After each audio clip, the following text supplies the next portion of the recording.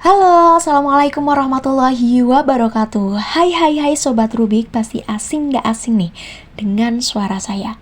Yang penasaran, boleh kok kita kenalan? Oke, saya Cynthia selaku Bendahara Umum IMAPSI Wilayah 3 Daerah Istimewa Yogyakarta dan Jawa Tengah. Mahasiswa Manajemen Pendidikan Islam di salah satu kampus Islam Jawa Tengah, khususnya Temanggung, tepatnya di INISNU Temanggung. Pada kesempatan kali ini saya mau membicarakan sedikit persoalan mengenai public speaking. Ngomong di depan umum, siapa takut? Kalau kamu memutuskan buat dengerin podcast ini, mungkin kamu adalah salah satu orang yang pernah mengalami kasus di mana kamu suka ngerasa takut, grogi, atau nggak nyaman waktu ngomong di depan umum. Dan kalau kita berbicara soal ngomong di depan umum atau public speaking, salah satu alasan yang umum yang bikin orang merasa nggak bisa public speaking dengan baik adalah karena mereka ngerasa nggak percaya diri, nggak pede sama dirinya sendiri.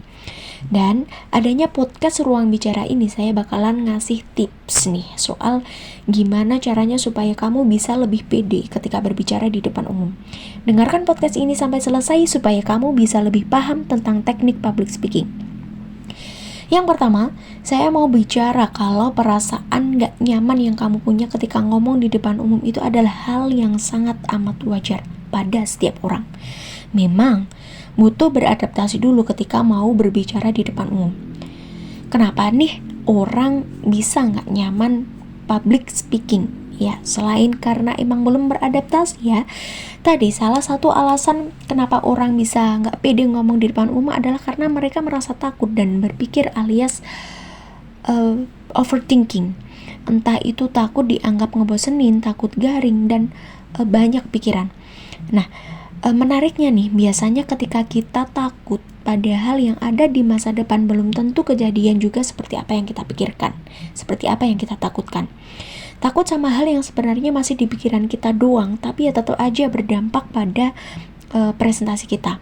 Kalau kita takut, kita jadi lebih banyak mikirin takutnya daripada presentasinya. Akhirnya apa?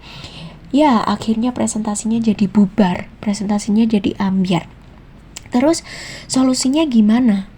Well, solusinya banyak, tapi yang jelas yang tadi ya, di awal kamu perlu untuk melatih kepercayaan diri kamu supaya kamu yakin bahwa kamu bisa untuk mengembangkan diri kamu di bidang public speaking. Gimana caranya? Ada beberapa tips yang bisa saya bagikan kalau perlu pelajari ini di awal-awal sebelum kamu memulai public speaking. Yang pertama, buat tubuh kamu rileks supaya tidak gemeteran atau grogi. Biasanya ini jadi gejala utama orang yang insecure atau orang yang gak pede. Setiap orang punya cara yang berbeda untuk bikin rileks tubuhnya, untuk ngilangin gemeterannya. Ada yang bisa dengerin musik dulu, ada yang harus bawa catatan yang banyak. Kalau mau presentasi, ada yang harus minum air yang banyak dulu, dan lain-lain. Intinya dalam tanda kutip ini adalah pemanasan senyamannya kamu sebelum tampil. Yang kedua, kamu bisa coba untuk kenali audiens. Mengenali audiens akan ngebantu banget buat tahu gimana cara yang tepat untuk membawa materi yang bakal kamu sampaikan. Nah, sebelum hari H kita harus cari tahu dulu audiensnya kita itu siapa sih? Apakah anak-anak? Apakah teman sendiri? Apakah remaja? Apakah mahasiswa? Apakah orang tua? Nah, di situ kita sesuaikan bahasa kita kepada orang-orang yang akan dengerin kita. Biar apa nantinya? Biar mungkin jokesnya lebih masuk, biar bahasanya lebih membumi, biar lebih dapat chemistry-nya antara kamu dan audiens. Yang ketiga yakni latihan terus, kuasai materi yang akan dibawa. Jangan sampai kita menyampaikan materi kita sendiri yang gak paham, gak mudeng sama materi kita. Coba latihan sebelum mau ngomong di depan umum.